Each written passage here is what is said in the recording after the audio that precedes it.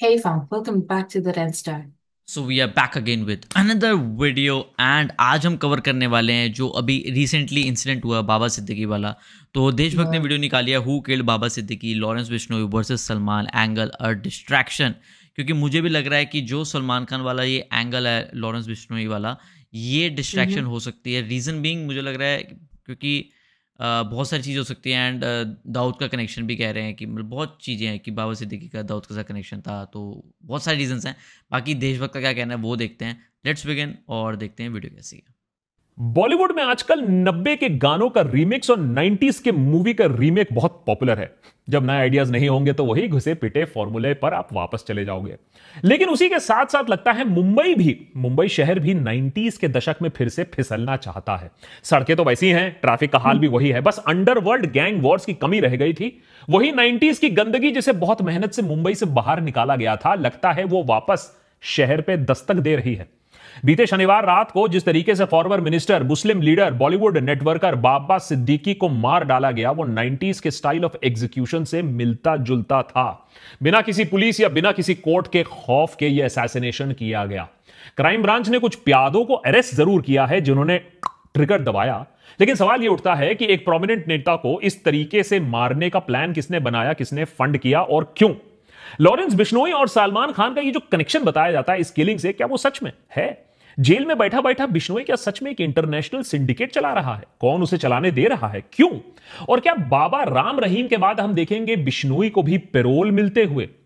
इस security breach की जिम्मेदारी कौन लेगा भाई? क्योंकि गोदी मीडिया तो इस केस में ज्यादा दिलचस्पी दिखा नहीं रही है। हो सकता है क्योंकि पौ का सरकार है यहां, ऊपर से चुनाव आने वाले हैं। नहीं तो अभी तक होम मिनिस्टर का रेजिग्नेशन, मास बहुत प्रोटेस्ट और चीज़ें हैं भाई प्रेसिडेंट रूल की देखने लायक, मांग मतलब हो इस चुकी होती। देशभक्त के आज के एपिसोड में पता लगाने की कोशिश करेंगे कि क्या वजह हो सकती है मुंबई में 30 साल बाद ऐसे हाई प्रोफाइल असैसिनेशन की, और क्यों यह एक बहुत चिंताजनक विषय है। सैटरडे रात 9, साढ़े 9 बजे सिद्दीकी अपने ऑफिस से निकलते हैं। अपने बेटे के ऑफिस के पास राम मंदिर में लोगों के साथ पटाखे फोड़ रहे होते हैं। वहां मां दुर्गा के विसर्जन के लिए एक प्रोसेशन भी निकल रहा होता है। अचानक 3 युवक आकर फायरिंग ओपन कर देते हैं। रुमाल से उनका मुंह ढका हुआ होता है। पटाखों की आवाज से गोली का पहले तो पता ही नहीं चलता है। सिद्दीकी के पास पुलिस प्रोटेक्शन थी, लेकिन कहा जा रहा है गार्ड्स के आंखों में पेपर स्प्रे डाल दिया गया और वो बेहाल हो गए। सिद्दीकी को लीलावती हॉस्पिटल ले जाया गया, लेकिन बहुत खून बहने की वजह से उन्हें बचाया नहीं जा सका। 11:30 बजे रात को उनकी मृत्यु की पुष्टि हो जाती है। संडे को मुंबई के बड़ा कब्रिस्तान में फुल स्टेट ऑनर के साथ उनके लास्ट राइट्स परफॉर्म किए जाते हैं। उधर मुंबई पुलिस यह दिखाने की कोशिश करती है कि वो इस केस पर तत्पर कार्य कर रही है और बहुत जल्द इसे क्रैक कर लेगी। 2 भाड़े के shooters, Karnail Singh from Haryana and Dharmraj Kashyap from Uttar Pradesh को अरेस्ट किया जाता है। तीसरा शिव कुमार, ये भी यूपी से है भाई साहब। इनके पीछे पुलिस लगी हुई है जब तक हम इस एपिसोड को रिकॉर्ड कर रहे हैं। और मुंबई पुलिस ने 4th अक्यूज्ड का नाम मोहम्मद जीशान अख्तर बताया है। पुणे से प्रवीण लोनकर को अरेस्ट किया जाता है, जिसने धर्मराज और शिव कुमार गौतम को हायर किया था। शूटर्स को कितने मिले? 50,000 रुपए एक शूटर को दिए गए और पिछले 1 महीने से वो सिद्दीकी के मूवमेंट्स को ट्रैक कर रहे थे, भाड़े के फ्लैट में रह रहे थे। लेकिन इस सब के पीछे कौन था? साजिश किसकी थी? फंडिंग किसकी थी? यहां पर एंट्री होती है इन फेमस गैंगस्टर लॉरेंस बिश्नोई का, जो है तो जेल में पिछले करीबन 10 सालों से, लेकिन डिजिटल इंडिया स्कीम के तहत वो अपना इंटरनेशनल क्राइम सिंडिकेट देश में किसी भी हाई सिक्योरिटी प्रिजन में बैठे बैठे चलाता है। वॉइस ओवर इंटरनेट प्रोटोकॉल या VoIP टेक्नोलॉजी इस्तेमाल करके वो किसी को भी फोन घुमा सकता है, और लगता है सरकार इसे रोकने में भी बिल्कुल बेबस और लाचार है। यहां तक कि मुंबई पुलिस को बिश्नोई की कस्टडी अब नहीं दी जा रही है। By who? By the order of the union home ministry, because Bishnoi is a high risk prisoner. तो मुंबई पुलिस उसे पूछताछ के लिए महाराष्ट्र नहीं ला सकती है गुजरात से। यहां 80 साल के फादर स्टैन स्वामी को एक सिपर ना मिला। बेसिक फैसिलिटीज के लिए भीख मांगते मांगते वो इंसान मर गया, और यहां बिश्नोई जैसा एक गैंगस्टर मोगैम्बो बना फिर रहा है जेल के अंदर बैठे बैठे। लॉरेंस बिश्नोई में भी एक फकीरी ही है। लेकिन क्या सच में लॉरेंस बिश्नोई का एंगल असली एंगल है, या फिर सच को छिपाने के लिए एक कन्वीनियंट डिस्ट्रैक्शन हमें ये घुट्टी पिलाई जा रही है? हो सकता है। आइए जानते हैं। देखिए, बाबा सिद्दीकी के मौत के कुछ घंटों बाद एक फेसबुक पोस्ट वायरल होता है। पोस्ट आता है शुब्बू लोंकार महाराष्ट्र नामक एक अकाउंट से, जिसे मुंबई पुलिस कह रही है कि ये शुभम रामेश्वर लोंकार का अकाउंट उसे मान रही है, छानबीन कर रही है। और ये भाई साहब बिश्नोई गैंग के मेंबर हैं, जाने माने मेंबर हैं। मुंबई पुलिस ने पहले इनको गिरफ्तार भी करके रखा हुआ है। लेकिन लॉरेंस बिश्नोई इस हत्या की जिम्मेदारी लेगा क्यों? उस पर क्या चढ़ पड़ी है? ये रीजन है, पार्ट बदला बताई जाती है और पार्ट चेतावनी। बदला अनुज थापन के लिए, जिसने सलमान खान के घर के सामने शूटिंग की थी और जिसने फिर एलिजिडली पुलिस कस्टडी में सुइसाइड कमिट कर लिया था। चेतावनी उनको जो सलमान खान को अपना साथी, अपना दोस्त बताते हैं। पोस्ट में सलमान को डायरेक्टली धमकी दी गई है कि भैया देखो, हमने तो ये वॉर शुरुआत नहीं की है, लेकिन तुमने हमारे भाई को क्षति पहुंचाई। हमारी वैसे तो दुश्मनी हम नहीं चाहते किसी के साथ, लेकिन सलमान खान को, दाऊद गैंग को जो भी हेल्प करेगा वो अपना अकाउंट चेक कर लो। साथ ही साथ इस बात को हाईलाइट करने की कोशिश की गई कि बाबा सिद्दीकी की तारीफ जो इतने लोग कर रहे हैं, वो भूल जाते हैं कि उनका पास्ट भी उतना साफ नहीं है। उनके तार, कहा जाता है, दाऊद इब्राहिम से जुड़े हुए थे, फाइनेंशियल फ्रॉड में भी उनका नाम आया है। लेकिन जो भी हो, जैसा भी केस हो, जो भी एलिगेशन ऑफ फैक्ट, तो यही है कि 3 दशक बाद मुंबई के बीचों बीच ऐसी high profile gang war style killing देखने को हमें मिला है। 1990s में इसी तरीके से बीजेपी एमएलएज रामदास नायक और प्रेम कुमार शर्मा को मार डाला गया था। और शिवसेना के लेजिस्लेटर्स ऑल्सो, विट्ठल चव्हाण और रमेश मोरे की भी हत्या ऐसे ही की गई थी, इतने ब्रूटल तरीके से। तो क्या फिर से लॉरेंस बिश्नोई जैसे गैंगस्टर्स मुंबई अंडरवर्ल्ड की जगह लेने की कोशिश कर रहे हैं? यह सिर्फ एक वन ऑफ नहीं है, यह पार्ट ऑफ अ प्लान है। हाई प्रोफाइल टारगेट्स को गिराकर डर का माहौल पैदा करना एक गैंग वॉर और एक अंडरवर्ल्ड को डेवलप करने का एक पहला कदम बोला जाता है, जिसके बाद फिरौती, एक्सटॉर्शन और भी आसान हो जाता है। बिश्नोई गैंग को समझते हैं अभी देशभक्त पर, लेकिन बाबा सिद्दीकी को क्यों टारगेट बनाया गया? इसके पीछे भी तो कोई लॉजिक होगा। और मुंबई पुलिस कौन कौन से एंगल एक्सप्लोर कर रही है इस हाई प्रोफाइल मर्डर में, यह समझना बहुत जरूरी है। बाबा सिद्दीकी के तार बॉलीवुड से कई सालों से जुड़े हुए हैं, खास करके सलमान खान, शाहरुख खान। उनकी एनुअल इफ्तार पार्टी मुंबई के सोशल कैलेंडर में एक अहम दिन माना जाता है। ऐसे पार्टीज में politics, business, entertainment, deal making, alliances, सब कुछ होता है। 2013 में ऐसी ही एक पार्टी में सिद्दीकी ने सलमान खान और शाहरुख खान के बीच में 5 साल से चलती हुई एक कोल्ड वॉर को खत्म किया और दोनों के बीच में सुलह करवा दी। बॉलीवुड की इसी चकाचौंध के साथ साथ वो पॉलिटिक्स में भी एक्टिव थे। 3 बार एमएलए चुने जा चुके थे। Maharashtra minister of state for food and civil supplies रह चुके थे सिद्दीकी। सुनील दत्त, संजय दत्त, शिल्पा शेट्टी, खान, सबके करीबी माने जाते हैं बाबा सिद्दीकी। लेकिन क्या सलमान के साथ इसी करीबी रिश्ते की वजह से उनकी मौत हुई, उन्हें मार डाला गया? कुछ लोग तो यही बात मानना चाहते हैं। वो कहते हैं केस क्लोज करो भाई, लॉरेंस बिश्नोई ने बोल दिया है, अब हम कुछ नहीं कर सकते, घर जाओ, खत्म, टाटा, गुड बाय। लेकिन सच में क्या ऐसा हो सकता है? अगर यह कहानी सच है कि बिश्नोई ने सिद्दीकी की हत्या कर दी सिर्फ इसी वजह से क्योंकि वो सलमान खान का करीबी था, तो हमें अपने बॉलीवुड का अगला 1000 करोड़ ब्लॉकबस्टर मूवी स्क्रिप्ट मिल गया है। सोचो कि एक छोटा सा बच्चा लॉरेंस, 5-8 साल का तब बच्चा था वो उस समय, जब एक सुपरस्टार आता है उसके गांव में और एक ब्लैक बक को मार देता है। वो बच्चा बिश्नोई समाज के लिए बदला लेने का ठानता है और फिर वो बच्चा बड़ा होता है, लॉयर बनता है, फिर वो गैंगस्टर बन जाता है और फिर 25 साल बाद प्रतिशोध का बदला लेने के लिए वो तैयार होता है। मीडिया में ऐलान कर देता है कि लॉरेंस का सिर्फ एक ही मकसद है अपनी जिंदगी में, सलमान का खात्मा करना, बदला लेना, जीवन का एक ही मकसद है। वैसे तो वो जेल में बंद है, लेकिन 700 से ज्यादा गैंग मेंबर्स का इस्तेमाल करके वो अपने सुपरस्टार राइवल का एक एक करके दोस्तों को खत्म करता है और एंड में एक फिनाले होता है between Lawrence and Salman. Picture का नाम हो सकता है ब्लैक बक का बदला। ये मजाक की बात इसलिए मैं बता रहा हूं क्योंकि कुछ लोग इस चीज को मानने के लिए तैयार हो चुके हैं कि यही एक रीजन है। लेकिन एक दूसरा लेस ग्लैमरस एंगल भी हो सकता है इस किलिंग के पीछे। सिद्दीकी का एरिया ऑफ इंफ्लुएंस है बांद्रा वेस्ट। ये एक प्राइम रियल एस्टेट जोन है। सिद्दीकी का बिल्डर्स के साथ रिलेशंस बहुत ही गहरे थे, क्लोज थे। बिल्डर्स सिद्दीकी जैसे नेता के पास आते अपने अप्रूवल्स पास कराने के लिए। बाबा सारे अप्रूवल्स, डिस्प्यूट्स, परमिट्स में मदद करते। लेकिन जैसा कि अक्सर होता है, ऐसे चीजों में प्रॉब्लम्स आ जाती हैं, डिसएग्रीमेंट्स हो जाती हैं।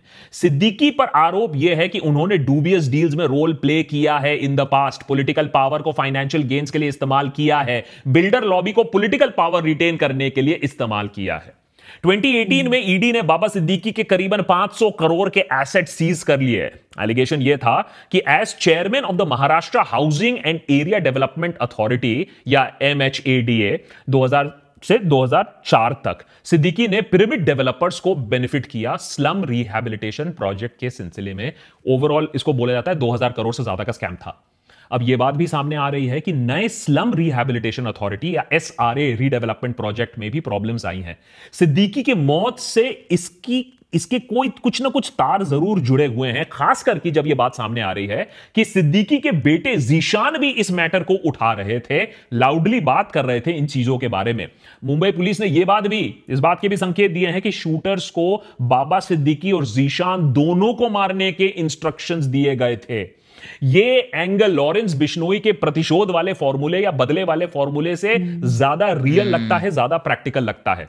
और एक तीसरी पॉसिबिलिटी भी हो सकती है कि किलिंग तो ये पैसों को लेकर, बिजनेस को लेकर, डीलिंग को लेकर हुई है, लेकिन लॉरेंस बिश्नोई ने सुपारी लेकर इसे एक anti Salman, anti Dawood, anti Bollywood, anti corruption, pro India motive दे दिया है। और यह भी बहुत ज्यादा पॉसिबल है क्योंकि दाऊद और छोटा राजन गैंग के जाने के बाद मुंबई के अंडरवर्ल्ड के स्पेस को बिश्नोई लेना चाहते हैं, जेल से ही सही। और ये स्पेस आप सिर्फ गन्स से नहीं, आपके पास एक न एक कुछ एक आइडियोलॉजी, एक स्टोरी होनी चाहिए, और उसी स्टोरी का इस्तेमाल कर रहा है बिश्नोई। बात है 1998 की, राजस्थान की। हम साथ साथ हैं कि शूटिंग चल रही थी। सलमान खान पर आरोप यह है कि उन्होंने 2 ब्लैक बक्स का शिकार किया था। उस समय 5 साल की जेल की सजा भी सुनाई गई थी, लेकिन फिर बाद में उन्हें बेल मिल गई थी। ब्लैक बक जो बिश्नोई कम्युनिटी के लिए होता है, उसे पवित्र मानते हैं वो, और वो उन्हें अपने स्पिरिचुअल लीडर गुरु भगवान जंबेश्वर का रीइंकारनेशन मानते हैं। ब्लैक बक्स को बिश्नोई समाज अपनी आइडेंटिटी का एक हिस्सा मानते हैं। अब इसी बात का इस्तेमाल करके, बिश्नोई समाज के इमोशंस का इस्तेमाल करके, लॉरेंस बिश्नोई ने एक स्टोरी बना ली है और सलमान खान के अगेंस्ट एक फ्रंट खोल दिया है। वो सलमान की 1998 के क्राइम को पनिश करना चाहते हैं, और अगर करना चाहते तो अच्छी बात है, अगर वो लीगली करे तो। लेकिन यहां स्टोरी तो उल्टी ही है। लॉरेंस बिश्नोई खुद लॉरेंस ऑफ अरेबिया तो है नहीं। पुलिस का मानना है कि वो underworld gangs led by Dawood Ibrahim, Chhota Rajan, Ravi पुजारी के खात्मे के बाद, जिनमें 15 साल लग गया इनको खत्म करने के लिए, अब लॉरेंस बिश्नोई इनकी जगह लेना चाहते हैं। अभी तक बिश्नोई गैंग नॉर्थ इंडिया में ऑपरेट करती है, लेकिन यह अटेम्प्ट क्लियरली हो सकता है मुंबई में अपनी ऐठ जमाने के लिए। लॉरेंस और जिगरियार गोल्डी ब्रार ने पंजाब यूनिवर्सिटी में अपनी करियर की शुरुआत की। पहले पॉलिटिक्स, फिर फुल टाइम क्रिमिनल एक्टिविटीज। 2 दर्जन केसेस हैं बिश्नोई पर, मर्डर, एक्सटॉर्शन वगैरह वगैरह। You get my point. कहा जाता है कि जेल के अंदर से 700 से ज्यादा शूटर्स कंट्रोल करता है बिश्नोई। इससे ज्यादा शर्म की बात हो नहीं सकती है हमारे सरकार के लिए कि जेल में बैठे बैठे, जेल में रहते हुए ऑलमोस्ट 10 इयर्स बिश्नोई की पावर बस बढ़ती ही रही है। पहले भरतपुर जेल में थे, फिर तिहाड़ जेल में आए अंडर मकोका चार्जेस, बहुत सीरियस चार्जेस होते हैं, और अभी साबरमती जेल में आराम फरमा रहे हैं राजा साहब under cross border drug smuggling. माने क्रॉस बॉर्डर ड्रग स्मगलिंग भी करिए, जेल में आराम भी फरमाइए, और इंटरनेशनल नेटवर्क भी आप चला सकते हो अपने शार्प शूटर्स का। बहुत बढ़िया। बिश्नोई समाज के लिए बदला या अपनी ऐंठ जमाने के लिए एक और मूव, लॉरेंस ने तो कह दिया है कि सलमान से दोस्ती सबको भारी पड़ेगी, और किया भी ऐसा काम। गिप्पी गरेवाल के घर पर फायरिंग करवा दी। क्यों? क्योंकि उसने सलमान को अपने भाई जैसा माना। सितंबर में वैंकूवर में एपी ढिल्लों के घर पर फायरिंग करवा दी, क्योंकि उसके वीडियो में सलमान खान था। सिद्धू मूसेवाला के हत्या के बाद भी सलमान को और उनके फैमिली को डेथ थ्रेट्स मिले थे। तो क्लियरली एक स्टोरी बनाने की कोशिश यहां की जा रही है। लेकिन ये एपिसोड मैंने बाबा सिद्दीकी के शॉकिंग मर्डर के बारे में या सलमान खतरे में है के बारे में सिर्फ नहीं बनाया है। जो लोग मुंबई को जानते हैं उन्हें यहां एक पैटर्न दिख रहा है, ऑर्गेनाइज्ड क्राइम की शुरुआत का पैटर्न। 1982 में ग्रेट बॉम्बे टेक्सटाइल स्ट्राइक हुआ था, led by infamous union leader Datta Sawant. Mills हो गए थे ठप परमानेंटली, लोग हो गए थे बेरोजगार परमानेंटली, और अंडरवर्ल्ड क्रिमिनल्स का वहीं से जन्म हुआ था, क्योंकि और कुछ करने को था नहीं। 1990s में बढ़ते बढ़ते अंडरवर्ल्ड का बोलबाला एकदम मैक्स पे आ गया था। सिटीजन्स, पॉलिटिशियंस, लॉ एनफोर्समेंट सब डरते थे मुंबई के अंडरवर्ल्ड से। 1993 के मुंबई सीरियल ब्लास्ट के बाद सरकार तब हरकत में आती है। दाऊद गैंग के खिलाफ और बाकी गैंगस्टर्स के खिलाफ एक सीरियस क्रैकडाउन ऑर्गेनाइज किया जाता है। अब उसी के साथ important note to note, liberalisation का जमाना था, नए जॉब्स, नए अपॉर्चुनिटीज, नई इंडस्ट्रीज बने, तो शूटर्स जो चवन्नी के भाव पर मिल रहे थे वो थोड़ा सा मिलना कम हो गए। इंटरेस्टिंगली फिल्म फाइनेंसिंग को भी लीगल बना दिया गया था, तो अंडरवर्ल्ड का इन्फ्लुएंस थोड़ा कम होता है फिल्म फाइनेंसिंग के वजह से भी, जो उनके हाथ से निकल गया। लेकिन सिद्दीकी के इस तरीके से ओपन मर्डर से एक वार्निंग सिग्नल जाता है सरकार को कि फिर से एक और अंडरवर्ल्ड पैदा हो सकता है, जो सिर्फ 50-50 हजार रुपए में बड़े बड़े नेताओं को भी खत्म करवा सकता है। एनआईए का तो कहना है कि लॉरेंस बिश्नोई का गैंग डी कंपनी जैसे फैल रहा है। पंजाब, उत्तर प्रदेश, हरियाणा, महाराष्ट्र, दिल्ली, राजस्थान, झारखंड, और बेरोजगार युवा तो है ही है, तैयार हैं। सोशल मीडिया पर आप उन्हें रिक्रूट कर रहे हो, कनाडा भेजने के सपने आप उन्हें दिखा रहे हो, वो तो गैंग ज्वाइन कर ही लेंगे। और सरकार को शायद यह जवाब भी देना होगा कि अगर लॉरेंस इतने सालों से जेल में है तो इससे बाहर कम्युनिकेट करने की परमिशन क्यों दी जा रही है? कौन परमिशन दे रहा है? इम्पॉसिबल तो नहीं है इसे रोकना। क्या सरकार बिश्नोई को स्पेशल प्रिविलेजेस दे रही है? किसी तरीके के प्रोजेक्ट चलाया जा रहा है? कई अनकंफर्टेबल सवाल हैं, क्लियर जवाब तो है नहीं हमारे पास। लेकिन अगर देश और क्राइम का आप इतिहास पलटोगे तो एक चीज आपको साफ मिलेगा कि सरकार ने जब भी एक क्रिमिनल को पनाह दी है, उसे अपने काम के लिए यूज करने की कोशिश की है। बाद में सरकार को यह सौदा भारी पड़ा है 120%।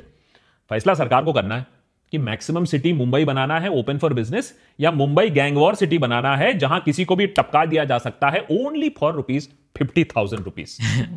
और अगर आप इस बात को नहीं समझोगे, नहीं जगोगे, तो देखते जाओ कैसे लॉरेंस को कल बेल मिलती है और परसों एमपी की टिकट मिलती है। नेता बनने के सारे गुण वैसे में तो है ही उनमें।